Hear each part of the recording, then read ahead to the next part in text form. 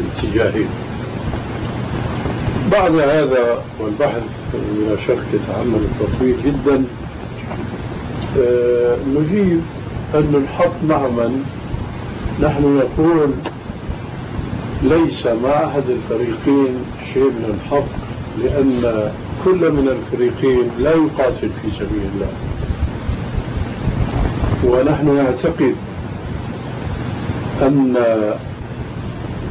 الشيعة لو انتصروا على العراق لجاء دور غير العراق، وهكذا ربما تنتشر أو ينتشر المذهب الشيعي حتى يشمل البلاد الإسلامية كلها.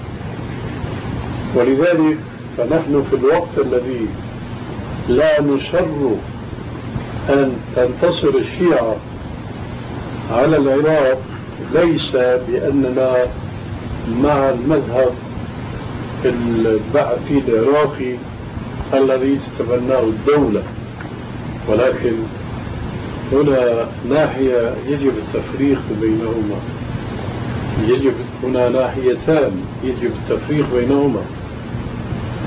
وكثير ممن سمعنا كلامه في هذا المجال بمناسبة أو بأخرى لا يتنبه بهذا الفارق. هناك قتال بين شعب وشعب، الشعب الإيراني والشعب العراقي، لكن هناك فرق كبير جدا بين الحكومة الإيرانية والحكومة العراقية، أو بعبارة أصح هناك فرق بين الشعب الإيراني والشعب العراقي.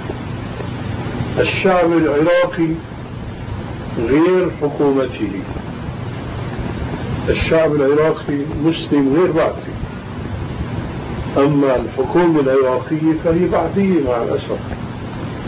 أما الشعب الإيراني كله شيعي وعلى رأسه حكومة شيعية.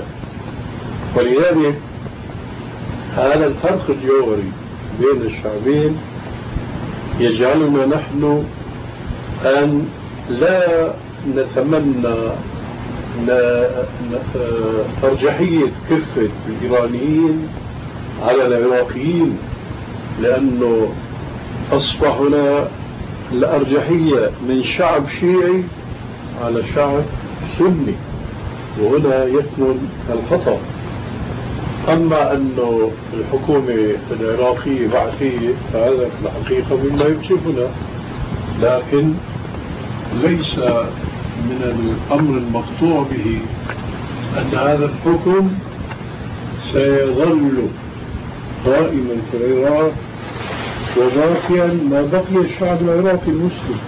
هذا غير متصور، لأن الأول كما قال تعالى وتلك الأيام نداولها بين الناس.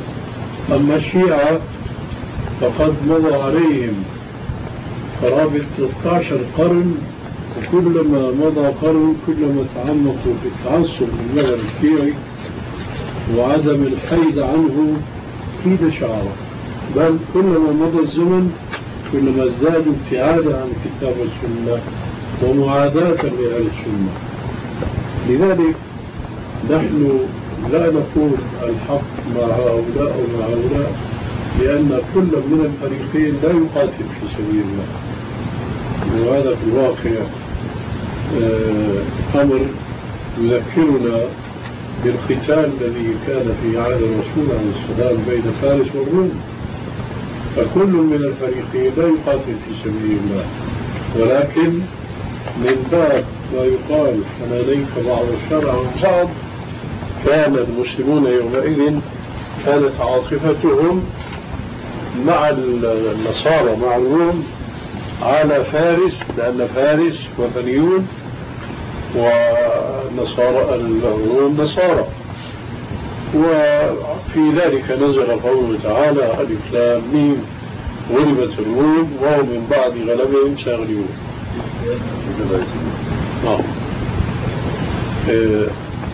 أما الآن فلا نرى إلا أن نتمنى أن تكون الكفة للشعب العراقي السني على الشعب الإيراني الشيعي. أما الدولة فالدولة نحن طبعا لا نراها لأنها بعثية، وأسأل الله عز وجل أن يهديهم ولو بعد تجارب مريرة أن يعودوا إلى الله، إلى كتاب الله وإلى حديث رسول الله صلى الله عليه وآله وسلم.